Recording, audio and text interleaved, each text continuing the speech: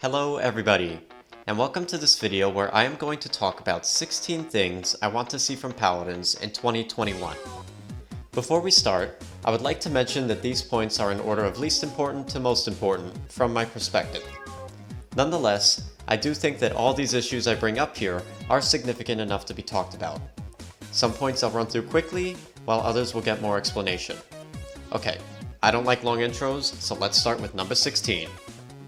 Number 16. More lore. I'm gonna be honest, I don't really play games for the lore. Bar the exception of the Life is Strange series, I mostly prefer games for their gameplay. That being said, I do appreciate some lore in games. Paladins lore is something. I swear we had lore stories at one point, with the last one being from the End Times event, but I can't find them anywhere on the Paladins website. Okay, so after some searching, I found a tweet from the Paladins Twitter promoting the End Time short story, but the link doesn't work. Anyways, right now the only lore we get is when a new champion releases via their champion teaser video. Granted, not all the champions get this treatment. Like, what is Tiberius's role in the lore? Besides being annoying, what is he good for? What the hell are characters like Bomb King doing for the lore? Besides pushing the lore forward, I would like to see some cleanup towards the existing lore. Like in the recent KOTH trailer, you see Strix fighting alongside Tyra.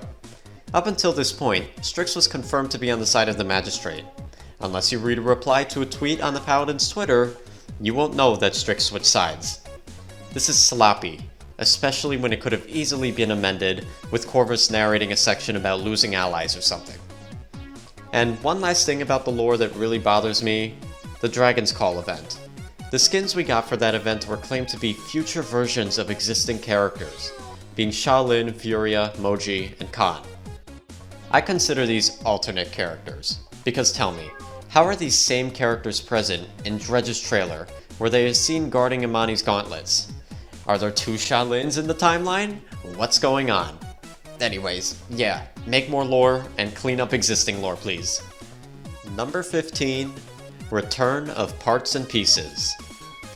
To be blunt, I don't see this happening. In case you guys don't know what this is, the parts and pieces system was a character customization system present in Paladins until OB68. The system allowed you to pick which head and body you wanted to customize your character with. You could have the googly eyes of Makoa with the volcanic body. You could have Leon's default white hair on her goddess body. Or my favorite, you could use the cosmic or obsidian skin heads with any body for a mock avatar state look.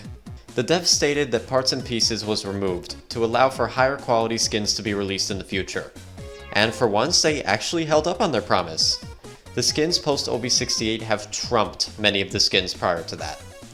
So I propose a compromise. Any skin pre-OB68 and any applicable accessories can get labeled with a P sticker. Clicking this sticker will take you into a separate menu where you can mix and match applicable skins. Modern skins would probably be exempt from this system for obvious reasons like clipping. This would be a nice middle ground to allow both new and old skins to flourish. Now, like I said earlier, I don't think this will happen. The main reason I put this point on the list is for the hat items that were released in the first Battle Pass back in OB70. These hats would be so great if you could pick a cooler body for them. At the very least, can we get a decent recolor of the body to match the theme of the hat? Please and thank you. Number 14. More use for gold. Right now, gold is kind of useless. Outside of purchasing new champions or recolors, there isn't much else to spend gold on. Even worse is if you own the champion pack, you don't even need to spend gold to unlock champions. So all that remains are recolor skins and battle pass boosters. I understand that the Paladins devs need to keep a consistent income, and making everything purchasable with gold would be a no-no. So what I propose is making the flare chest and or the gold chest purchasable with gold. The flare chest doesn't have any skins in it, and the gold chest has old skins. Allowing players to purchase these chests with gold will give more uses for the currency, which in the long run promotes more Paladins playtime. Also, we shouldn't have to spend crystals on a victory pose. Just saying. Number 13. Role/champion prefer system in ranked. At a basic level, this could be a little visual ticker to let your teammates know which role you prefer to play in ranked. At a more technical level, we could try a better idea. At the start of a competitive split, every player has to choose from the list of champions which ones they prefer playing. In the pick ban phase, a teammate can hover over a player's name and the champion list will highlight which champions the player prefers. A lot of people don't communicate in ranked and end up taking forever to pick something. Not only does this make the pick ban phase even longer than it should be, it's super annoying to pick a flank champion only for your last draft to pick another flank later on. If that teammate had some kind of "I prefer to play flank" sticker, their allies could have based their picks around that. The system wouldn't be perfect, but it would alleviate a lot of confusion. Number 12. Death Card Rework. So, Killcams were recently removed, and in their wake we got death cards. Death cards display an image accompanied by some text when you die. These cards range from a standard "you died" ticker, to "better luck next life," to But in all honesty, most of these designs are fine, and death cards could be a viable alternative to Killcams. However, one thing makes zero sense to me. Why on earth would I pay crystals for a death card I'm never going to see? That's just dumb marketing right there. My proposed rework to the death cards? Change it so that you see your own death card when you die, not your opponent's. Besides just being stupid to pay for something you never see, it would be much healthier for the community as a whole. Like, I'm not a furry. I don't want to see this. Imagine being a little kid playing Paladins on the TV, and your parents see this. Yeah, I love playing Paladins.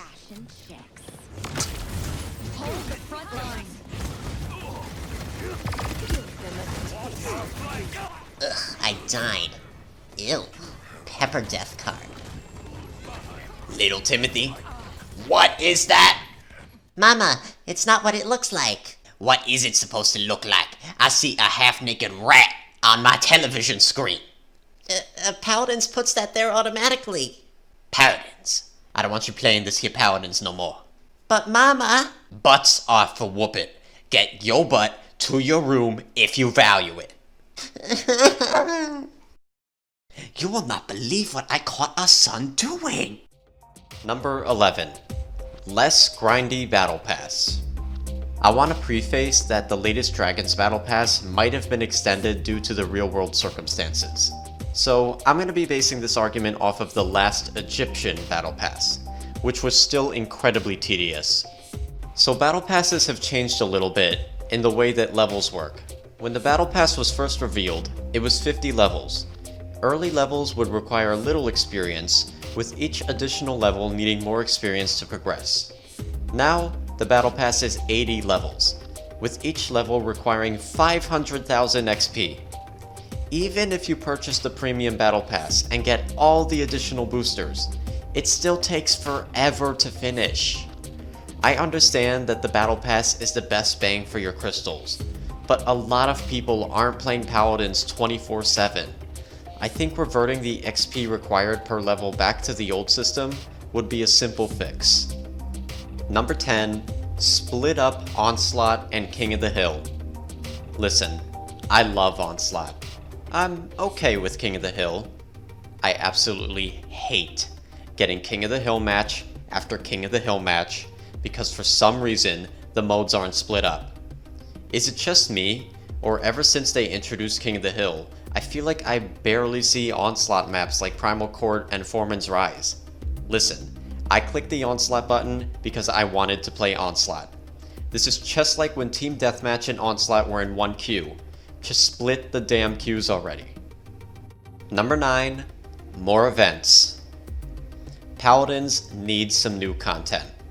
Countless skins and battle passes don't count. I'm talking about new limited time game modes. What happened to those? We had the Siege of Ascension's Peak, which kinda sucked. We had the Rise of Furia event, which was that weird parkour mode. We had that pretty fun Dragon's Call event with the ball. Then we got the End Times event, which was okay. Then, to my knowledge, nothing else. Sure, not all of these modes were fun. In fact, I only liked the Dragon's Call event. But all these events brought something new to do in Paladins. Events are a great way to entice players both new and old. So why haven't we seen any new events since February of 2019? Number 8. Equal skin distribution. Just warning y'all, I'm about to get a little heated. The skin distribution between champions is atrocious. Complete garbage. Champions like Mave and Ying get 3 unique skins in the span of a year. Meanwhile, other champions have gone over a year since receiving a unique skin. Like Atlas, who hasn't had a skin since April of 2019. Or Buck, who hasn't had a skin since October of 2018. And the worst offender of lack of skins is Torvald, with his last skin being Dark Lord from November of 2017. Here's a little statement that reflects the Paladins team's view on making skins. So, a little while ago, I don't recall when, Thunderbrush, the lead art guy on the Paladins team, said on either Twitter or Reddit something along the lines of, "Oh Willow, you're a cool champion, but your skins don't sell very well." Not to attack the guy or anything, but Willow's last skin was a direct purchase for $10, whereas later direct purchase skins, like Cottontail Ceres, were available for $8.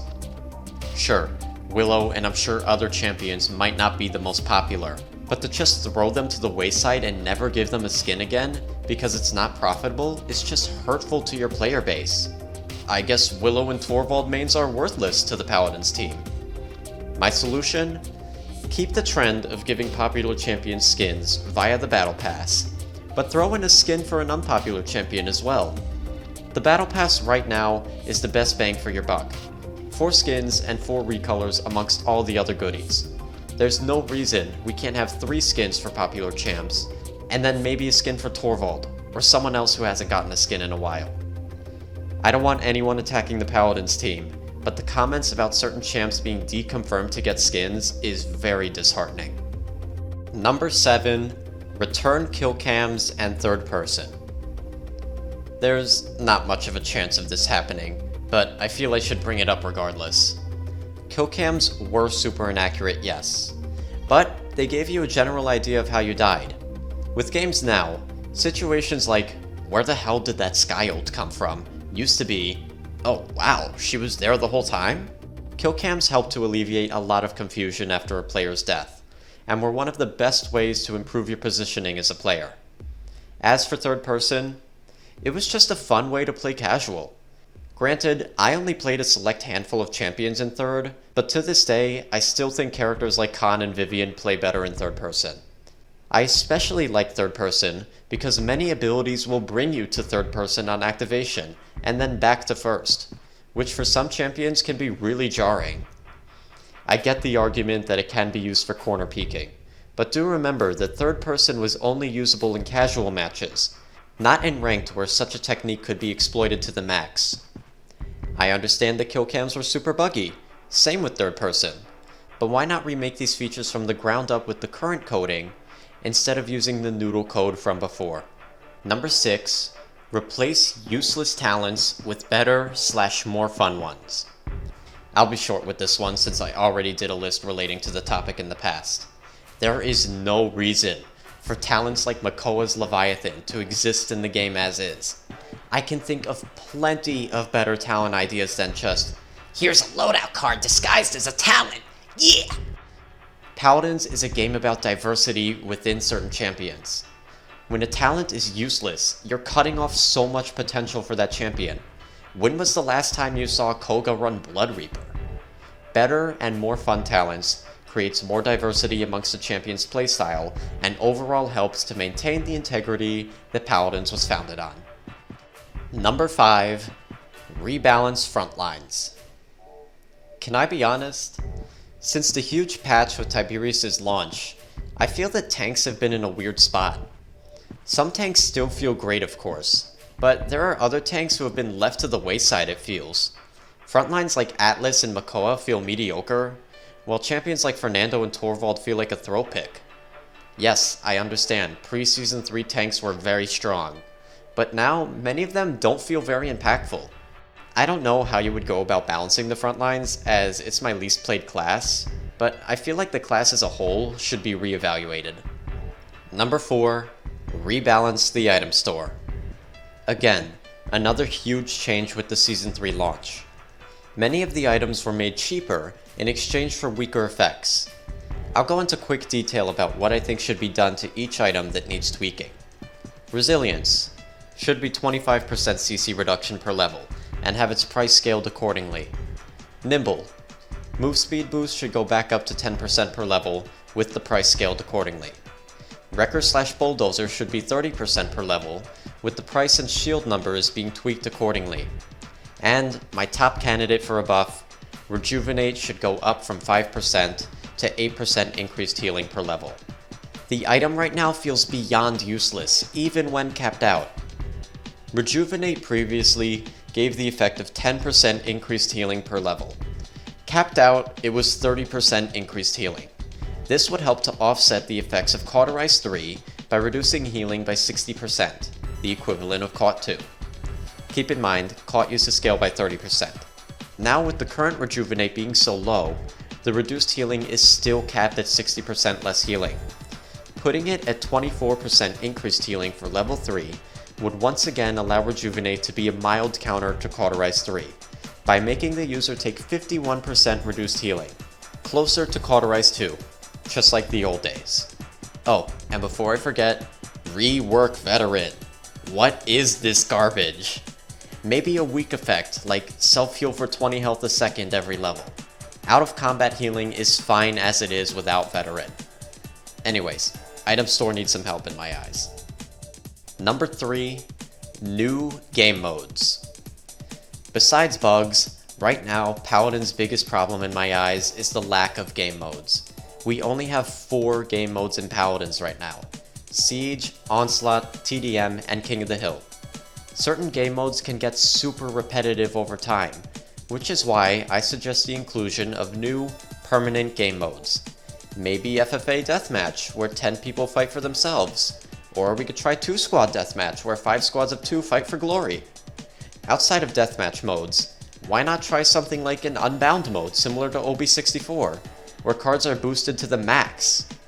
If everything is overpowered, then nothing is. There is countless ideas for new game modes, but I actually have 2 in mind. Number 2, bring back Payload/Paladins Battlegrounds. As mentioned earlier, Paladins need some new game modes. Rather than trying our luck with something new, why not re-add a previous game mode that worked and was also fun?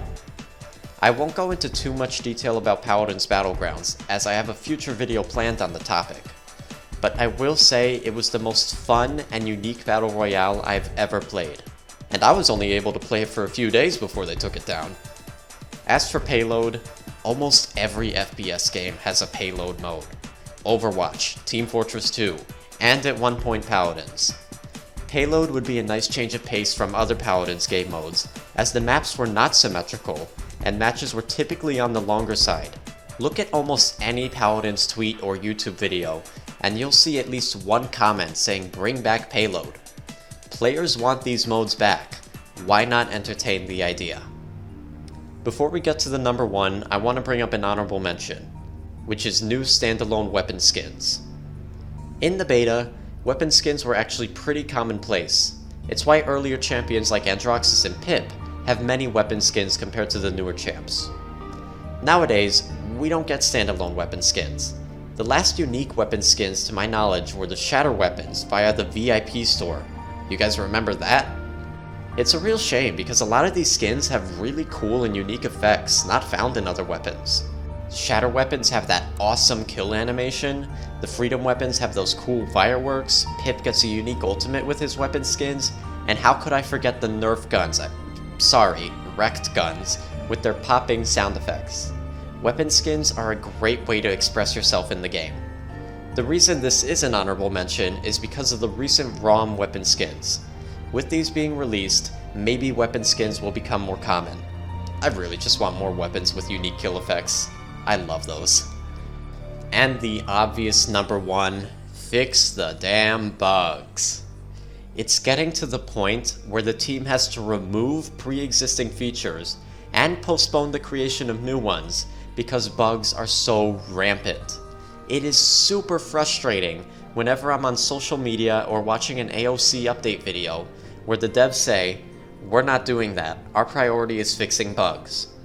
I will say, Paladins has made great progress since the introduction of the hunt, but common bugs are still around, like the party invite bug, ragdoll bugs, and countless other ones. Bugs will always be around, but when the bugs halt the progress of new content, that becomes a huge problem.